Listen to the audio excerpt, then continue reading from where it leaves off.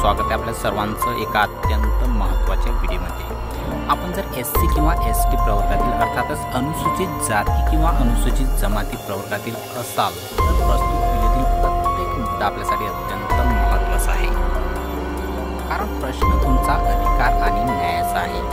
प्रस्तुत व्हिडिओच्या माध्यमातून आपण जाणून घेणार आहोत काय आहे ॲट्रॉसिटी कायदा, कशा प्रकारे आपण FIR नोंदवू शकतो आणि आपल्यासोबत काय घडल्यास आपल्याला फिर्याद नोंदवण्याचा अधिकार आहे। सर्वप्रथम बघूया ॲट्रॉसिटी कायद्याची पार्श्वभूमी। भारतीय समाजाची रचना ही जातींच्या आधारावर आहे असे म्हटले जाते आणि ते सत्य पण आहे। या जाती जन्मावर आधारित आहेत। जाती माणसाला जन्माने प्राप्त होते आणि मरेपर्यंत ती माणसाला चिकटलेली असते। म्हटले जाते की जात जाता जात नाही, जन्माने प्राप्त होणारी जाती आयुष्यभरासाठी कोणालाही बदलणे शक्य नाही। समाजातील सर्व जाती समान नाहीत। या जातींची उतरंड काही जाती उच्च तर काही मध्यम तर काही खालच्या समजल्या। या समजुतीनुसार खालच्या मानल्या गेलेल्या जातींना मान्य केलेली कामे करावी लागत असत। ही कामे अस्वच्छ समजून तर वरच्या जातीतील बरेच त्यांच्या वाट्याला येतात। ही स्थिती आता बदलली असली तरी आजही या जाती जमातीतील लोकांकडे बघण्याचा आणि त्यांना गीत लेखण्याचा दृष्टिकोन आजही बदललेला नाही असे आपल्या अनुभवास येते। परिणामी या जातींमधील व्यक्तींच्या पदरी अपमानाचे आणि अप्रतिष्ठेचे जिने येत आहे। ही स्थिती आजही आहे।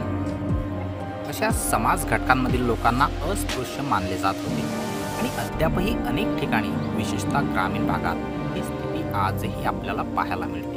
या घटकांच्या संरक्षणासाठी तसेच त्यांचा अवमान होऊ नये, त्यांच्या जातीचा उल्लेख करून त्यांना डिवचले जाऊ नये, त्यांची प्रतिष्ठा, मालमत्ता आणि सन्मान यांचे संरक्षण व्हावे याकरिता विशेष असा कायदा 30 वर्षांपूर्वी करण्यात आला।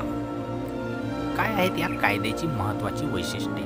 भारतीय दंडविधानामध्ये किंवा नागरी अधिकार संरक्षण कायदा 1955 यांच्यात नमूद नसलेले असे काही गुन्हे आहेत, त्यांची व्याख्या करणे आणि ते केल्यास शिक्षा कोणती असेल हे ठरविणे, विशिष्ट व्यक्तींकडून होणाऱ्या गुन्ह्याची व्याख्या ठरविणे, अनुसूचित जाती अगर जमातींच्या नसलेल्या व्यक्तींकडून अशा समाज घटकांमधील व्यक्तीविरोधात केल्या जाणाऱ्या गुन्ह्यांची व्याख्या करून त्यांना रोखण्याचा प्रयत्न करण्यासाठी या कायद्यात विविध तरतुदी करण्यात आलेल्या आहेत। या समाज घटकांवर सरकारी अधिकारी, पोलीस व सनदी अधिकारी यांच्याकडून अन्याय केला जाऊ नये म्हणून या कायद्यात विशेष तरतुदी करण्यात आल्या आहेत। सार्वजनिक कर्मचाऱ्यांकडून किंवा सरकारी नोकरांकडून त्यांच्या या समाज घटकासंबंधीच्या कर्तव्यात कमतरता होऊ नये म्हणून विशेष तरतुदी करण्यात आलेल्या आहेत। संभाव्य गुन्हेगारांना हद्दपार करण्याचे अधिकार सरकारला देणाऱ्या तरतुदी व अन्य विशेष तरतुदी यामध्ये समाविष्ट आहेत।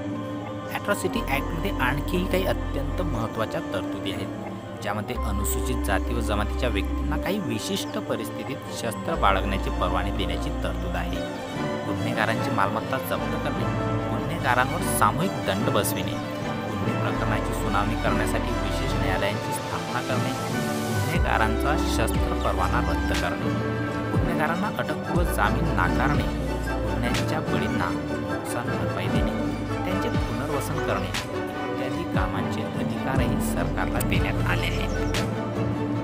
या कायद्याच्या अनुच्छेद 14 नुसार अशा गुन्ह्यांची त्वरित सुनावणी करण्यासाठी विशेष न्यायालयांची स्थापना करण्याचा अधिकार सरकारला आहे। या न्यायालयांचे न्यायाधीश हे अनुसूचित जाती आणि जमातींच्या व्यक्तींचे अधिकार आणि त्यांच्या होणाऱ्या छळासंबंधी संवेदनशील असावेत असाही नियम आहे। या तरतुदीनुसार भारतातील सर्व राज्यांनी अशी न्यायालये स्थापन केली आहेत। अनुसूचित जाती आणि जमातीच्या लोकांनी त्यांच्या जातींना ठरवून दिलेली पारंपरिक कामे केली नाही तर त्यांच्यावर अत्याचार करण्यात येतो। अशा घटना वारंवार घडतात। अशावेळी अशा जातींवर सामूहिक बहिष्कार टाकण्यात येतो। त्यांना पाणी किंवा इतर जीवनावश्यक वस्तूंचा पुरवठा नाकारला जातो। अशा प्रकारचे गुन्हे किंवा अन्य कोणत्याही प्रकारचे गुन्हे झाल्यास त्यांच्या बळींना नुकसान भरपाई देण्याची तरतूद या कायद्यात करण्यात आली आहे। कोणत्या प्रकरणात आपण फिर्याद नोंदवू शकतो किंवा काय आहेत फिर्यादीचे नमुने घेऊयात जाणून। अत्याचारग्रस्तास मानवी विष्ठा किंवा घाण पदार्थ खाण्यास भाग पाडल्यास, अत्याचारग्रस्तास इजा पोहोचवणे किंवा त्रास देणे, घर जागेत किंवा जागेत मानवी विष्ठा, केरकचरा, जनावरांची मढी टाकल्यास, अनुसूचित जाती किंवा जमातींच्या व्यक्तीस नग्न करून चेहरा विद्रूप करून धिंड काढली असल्यास, अत्याचारग्रस्ताच्या जमिनीवर अन्यायाने वहिवाट केल्यास, जमीन किंवा घर स्वतःच्या नावे हस्तांतरित करून घेतल्यास, अत्याचारग्रस्तात जमीन किंवा घर जागेतून हुसकावून लावल्यास किंवा पाणी घेण्याच्या हक्कापासून वंचित केल्यास, अत्याचारग्रस्ताकडून जबरदस्तीने वेठबिगार कामे करून घेतल्यास, अत्याचारग्रस्तात इच्छेविरुद्ध दुसऱ्यास मतदान करण्यास भाग पाडल्यास, अत्याचारग्रस्तावर खोटा वाद किंवा खटला दाखल केल्यास, अत्याचारग्रस्ताविरुद्ध बेकायदेशीर कार्यवाही करण्यास, सरकारी अधिकाऱ्यास खोटी माहिती देऊन उद्युक्त केल्यास, अत्याचारग्रस्ताचा जाणीवपूर्वक अपमान करण्याच्या हेतूने लोकांसमक्ष जातीवाचक शिवीगाळ व अपमानकारक बोलून पान उतारा केल्यास किंवा त्याला धाक दपटशा दाखविल्यास, अत्याचारग्रस्त स्त्रीचे शीलभंग म्हणजेच विनयभंग केल्यास, अनुसूचित जाती किंवा जमातीच्या महिलेवर वर्चस्व गाजवून ती तयार नसताना लैंगिक प्रयोजनासाठी तिचा गैरफायदा घेतल्यास किंवा बलात्कार केल्यास, अनुसूचित जाती किंवा जमातीच्या लोकांच्या पाणी वापराच्या जलाशयात किंवा विहिरीत घाण टाकून दूषित केल्यास, शाळा किंवा महाविद्यालय, दवाखाना, घाट किंवा सार्वजनिक रस्ता किंवा अन्य सार्वजनिक ठिकाणी प्रवेश नाकारल्यास किंवा येण्या जाण्यास प्रतिबंध केल्यास, अनुसूचित जाती किंवा जमाती व्यक्तीस घर किंवा गाव सोडण्यास भाग पाडल्यास, अनुसूचित जाती किंवा जमातीच्या व्यक्तीस फाशीची शिक्षा व्हावी म्हणून खोटा पुरावा दिल्यास किंवा खोटा पुरावा तयार केल्यास, अनुसूचित जाती किंवा जमातीच्या व्यक्तीस फाशीची शिक्षा व्हावी म्हणून खोटा पुरावा दिल्यास किंवा खोटा पुरावा सादर तयार केल्यास व अशा खोट्या पुराव्यावरून फाशीची शिक्षा सुनावल्यास, अनुसूचित जाती किंवा जमातीच्या व्यक्तीस 7 वर्षांपेक्षा अधिक तुरुंगवासाची शिक्षा व्हावी या हेतूने खोटा पुरावा तयार केल्यास, स्फोटक पदार्थाच्या साहाय्याने घोटसाळपणा केल्यास, स्फोटक पदार्थाच्या साहाय्याने प्रार्थनास्थळ, मानवी निवासाची जागा, मालमत्तेच्या सुरक्षिततेच्या जागेत आग लावून नुकसान केल्यास, अनुसूचित जातीची किंवा अनुसूचित जमातीची व्यक्तीच्या मालकीची मालमत्ता आहे, याच केवळ कारणासाठी त्या मालमत्तेविरुद्ध भारतीय दंड संहितेन्वये 10 वर्षापर्यंतच्या किंवा अधिक कालावधीच्या कारावासास पात्र असेल असा अपराध केल्यास ती जन्मठेपेची व द्रव्यदंडाची शिक्षा होण्यास पात्र ठरेल अशा गुन्ह्यासाठी.